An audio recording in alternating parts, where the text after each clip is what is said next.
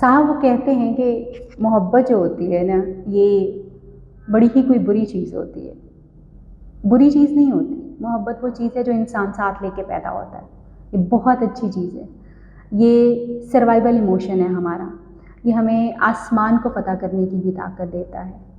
मोहब्बत करना हमारे हाथ में नहीं है, और ये किसी से भी हो सकती है, किसी से भी हो सकती है। ये डिफरेंस नहीं करती कि कोई काला है या गोरा है, या कोई चपड़ासी है या CEO है कहीं का। ये कहीं पे भी हो सकती है। मोहब्बत को पालना आपके हाथ में, और असल में मोहब्बत तब ही परवान चढ़ती है जब आप उसको पालते हैं। और अगर आप इसको किसी गलत इंसान के लिए पाल रहे हैं तो फिर आपका कसूर है।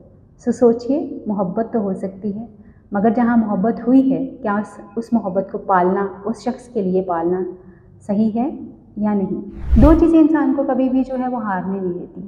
पहली चीज़ अपने ऊपर एतमाद, और दूसरी चीज़ जो है अल्लाह पे एतमाद। ये दो चीज़ें ऐसी हैं जो आपको अगर हैं तो आपको कभी हारने नहीं देंगी। और जब कभी भी आप किसी प्रॉब्लम में फंसते हैं तो ये सोच लीजिए, ये प्रॉब्लम आपके लिए अपॉर्चुनिटी है। ऊपर वाले को पूरा यकीन है कि आप इससे लड़ के निकल सकते हैं। बस आपने अपने ऊपर एतमाद करना है, आपने अपने ऊपर यकीन करना है कि यस, आप इससे लड़ के बाहर निकल सकते हैं, क्योंकि आपको पैदा करने वाले को यकीन है। और जब आप इससे लड़ के निकलेंगे तो आप डेफिनेटली बहुत सक्सेसफुल, बहुत बेहतर और बहुत ही शानदार किस्म की कामयाबी के साथ बाहर निकलेंगे। अक्सर लोग आके मुझे कहते हैं कि जी वो फ़लाँ बंदा जो है ना, उसका बिहेवियर हमारे साथ ठीक नहीं है, हमारे साथ बदतमीज़ी होती है, या हमें बुरी तरीके से ट्रीट किया जाता है। एक ही लाइफ स्ट्रेटजी मैं खुद भी अप्लाई करती हूँ और आपको भी बता रही हूँ, और वो लाइफ स्ट्रेटजी है we teach people how to treat us. यानी हम लोगों को बताते हैं कि हमारे साथ क्या सलूक किया जाए और हमें कैसे ट्रीट किया जाए। अगर आपको डोर मैट बनना पसंद है, यानी दरवाजे में रखा हुआ मैट होना पसंद है, तो ये आपका कसूर है, लोगों का कसूर नहीं है। अपनी इज़्ज़त और वर्थ आपने खुद बनानी है। अगर आप किसी को यहाँ तक आने देंगे और उसको रोकेंगे नहीं तो ये आपका कसूर है। वो आपको यहाँ तक, उसको आने में क्या मसला है, या आपने बताना है कि भाई थोड़ा सा डिस्टेंस के ऊपर खड़े होकर बात कीजिए, बेहतर होगा। अपनी बाउंड्री सेट कीजिए, लोगों को उस तरह से ट्रीट करना शुरू करें जैसे आप ट्रीट होना चाहते हैं। अदरवाइज़ ये कंप्लेन करना बंद कीजिए कि वो अच्छा ट्रीट करते हैं या नहीं करते, या उन्होंने आपको डोर मैट बनाया हुआ। तो एक दिन मालिक अपने नौकर को बहुत ज़्यादा डांट रहा होता है, तो बहुत ज़्यादा अब्यूज़ भी करता है, गाली गलौज करता है, बहुत कुछ बहुत बुरा भला कहता है। तो एक दूसरा बंदा पास से गुजरता है कि यार देखो, बुरा ना मनाना, ज़ुबान का कड़वा है मगर दिल का बहुत अच्छा है। तो पूछना ये था कि क्या आपने दिल देखा है?